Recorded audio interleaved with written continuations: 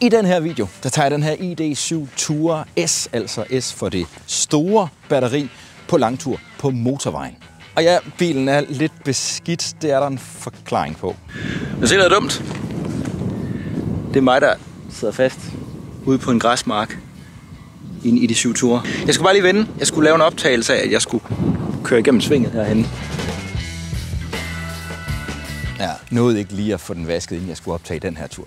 På den tur kommer jeg til at afdække bilens forbrug og dermed rækkevidde, komfort, assistenssystemer, software og alt det, der betyder noget, når man skal på langtur.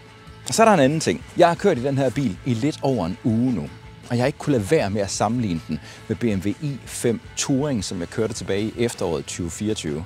Og derfor så giver det også mit take på, hvordan den her bil står i forhold til den lidt dyrere BMW sidste video.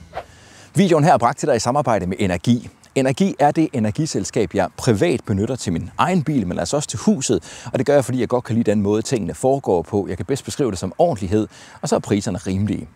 Videoen er også bragt til dig i samarbejde med Det Grønne E. Når du finder et værksted, der er ca. 254 fordelt over hele landet, med det her grønne E på facaden, så finder du et værksted, der har specialiseret sig i at servicere og reparere el- og hybridbiler.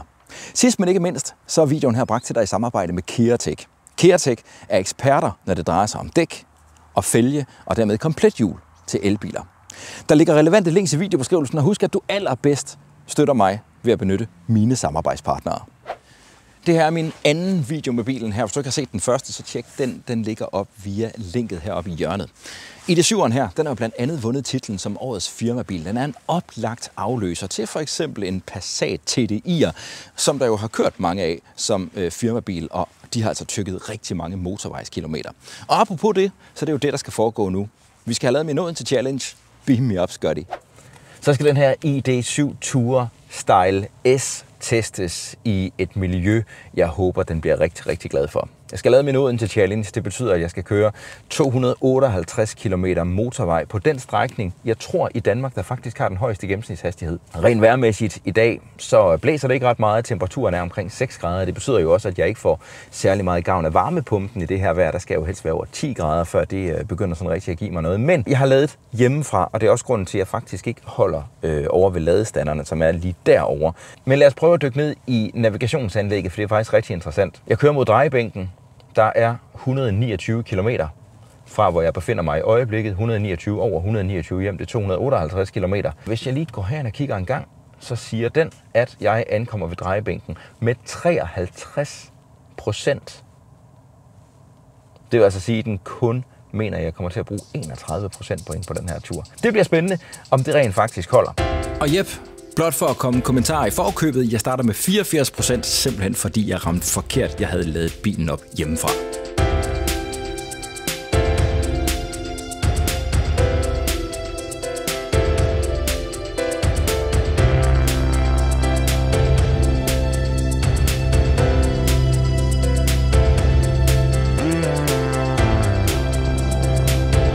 Så er jeg halvvejs.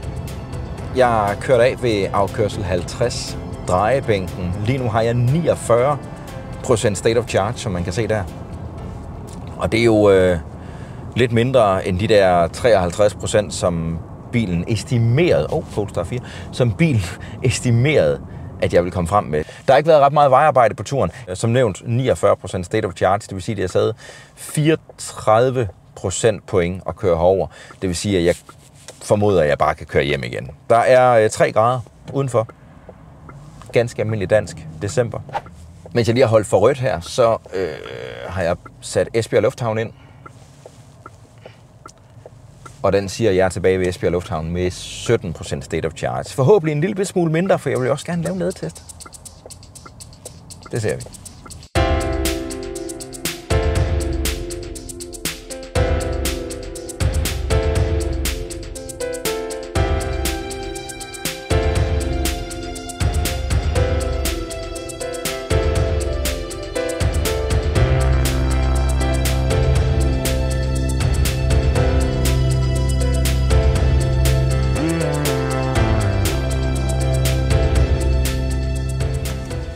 Sådan, så er jeg tilbage.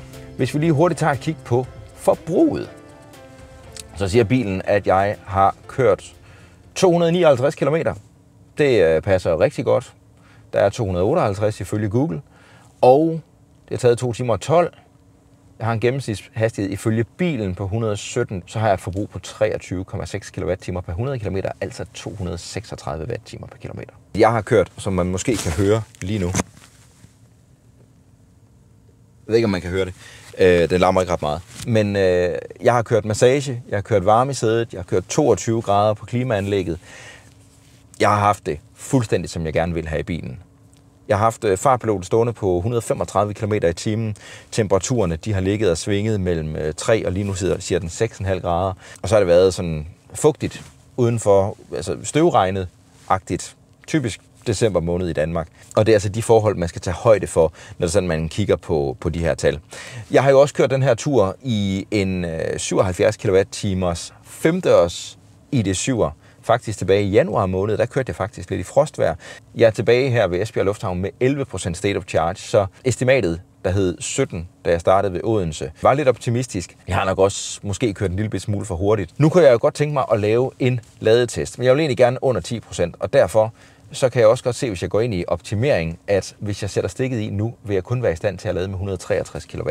Det er lige lidt nok, fordi bilen skulle jo gerne kunne peake omkring de 200, så det jeg gør nu, da jeg starter batterioptimering, og så kører jeg til Varde og laver ladetesten der i stedet for. Så er jeg i Varde. Bilen har opnået den optimale temperatur på batteriet, så er det bare med at få ladet noget strøm på.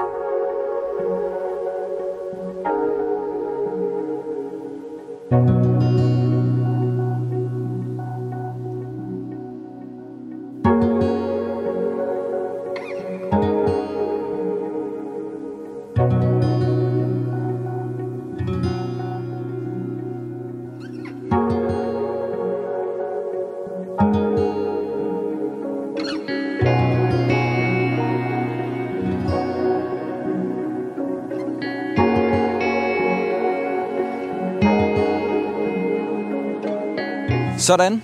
Volkswagen holder, hvad de lover. Det plejer de jo altid at gøre på MEB-platformen. Men altså, det er så første gang, jeg kører med den her lidt større batteripakke. Altså den her, der er 86 kWh netto.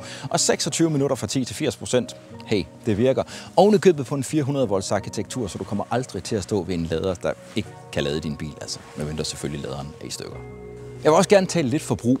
Jeg har kigget i bilens bordcomputer og har selvfølgelig både forbruget fra min Odense Challenge, men til at starte med vil jeg også gerne lige tage det totale forbrug, som bilen her har opgivet over de seneste næsten 10.000 km, den har kørt. Der siger den, at den har brugt 18,3 kWh per 100 km. Omregnet til mit sprog, så er det 183 Wh per kilometer. Og så er det jo så, at jeg i samarbejde med min sponsor Energi plejer at lave en udregning af, hvor billigt har jeg i den forgangne uge kunne oplade til 100 km kørsel på den aftale, jeg har hjemme i min egen indkørsel. En aftale, du også godt kan få. Eventuelt tjek linket i videobeskrivelsen. Og hvis jeg kigger tilbage på ugen, der er gået, jamen, så har jeg fundet nogle billige timer forleden nat, og efter min refusion på næsten 95 øre per kilowatt-time, så ender jeg med at kunne lade til 33 øre per kilowatt-time hen over nogle flere timer den nat. Jeg skal jo bruge 18,3 kWh for at køre 100 km. Dertil så skal jeg også lægge et ladetab, fordi man skal lade lidt mere end det. Bilen den står jo og overvåger opladningen, holder nogle systemer tændte, samtidig med, at der også er en lille bitte smule varmetab, blandt andet for batteriet, mens det bliver ladet. Og derfor så lægger jeg 12% oveni, og det betyder, at jeg skal bruge 20,5 kWh. Og det ender altså med, at jeg kan lade til 100 km kørsel med den aftale, jeg har herhjemme, som du altså også kan få, for 6 kroner og 77 øre. Jeg kan jo ikke lige indskyde, at med det forbrug, den her bil har haft hen over de sidste 10.000 km, der har den en praktisk, realistisk rækkevidde fra 100% og ned til 0% på lige over 470 km. Det er selvfølgelig ikke de der 640 bilen skulle have med de her hjul, men husk også på, det her det er en pressebil. De får nogle gange, kunne jeg forestille mig, lidt mere pedal. Oh well.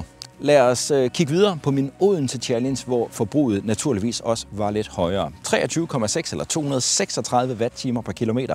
Det var det forbrug, jeg endte med at have. Synes jeg, det er okay? Ja, det er højere end en Tesla Model 3, men det er også en større bil. Til gengæld så er batteriet også lidt større, så den praktiske rækkevidde ender med at være nogenlunde den samme. Jeg vil have en praktisk rækkevidde fra 100 og ned til 0% her i december måned på lige omkring 360 kilometer. Og når ja, så var der den her lille sammenligning, jeg lagde op til, at jeg har haft i mit hoved sådan den sidste uges tid, mellem den her ID7 Tourer og BMW i5 Touring. Touring-udgaven af BMW'en, den kørte jeg jo der tilbage i efteråret, og den var jo ikke så imponerende på Odense Challenge, som den her bil har været. Men jeg har sådan lige listet nogle ting op her. Blandt andet så er der jo prisen. Altså, den her bil, den er bare væsentligt billigere end i5'eren. i5'eren, den starter i Touring-udgaven, mener jeg, i øjeblikket, hvor jeg optager den her video, på 590.000 kroner. Den her bil med det store batteri i en Style S, selvfølgelig før man begynder at komme udstyr i den, den koster lige godt 500.000. Så kan du selvfølgelig spække den her op, og bliver den rigtig lækker, så koster den her 577.000.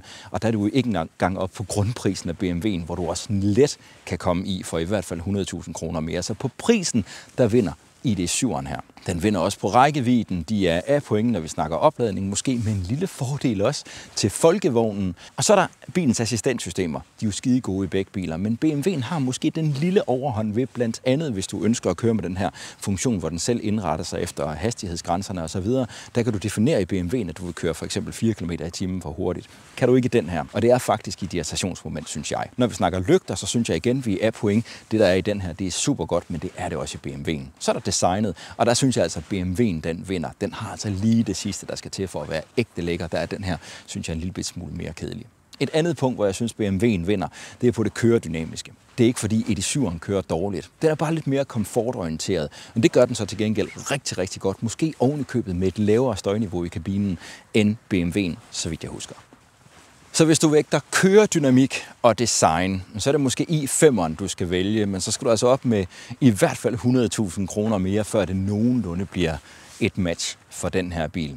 Hvis du i stedet for bare gerne vil have komfort og langtursegenskaber, der er i top, så er det nok den her ID.7'er, man skal kigge på i øjeblikket. Hvis du vil se flere videoer om elbiler, så tjek den video, der ligger lige her. Herover, hvor jeg står med pistolfingre, der kan du trykke, hvis du gerne vil være gratis abonnent af min kanal. Husk at tjekke alle de relevante og spændende links, jeg har lagt i videobeskrivelsen, og husk, at du allerbedst støtter mig ved at benytte mine samarbejdspartnere. Husk også at passe godt på dig selv og hinanden på YouTube, og tal pænt i kommentarsporet.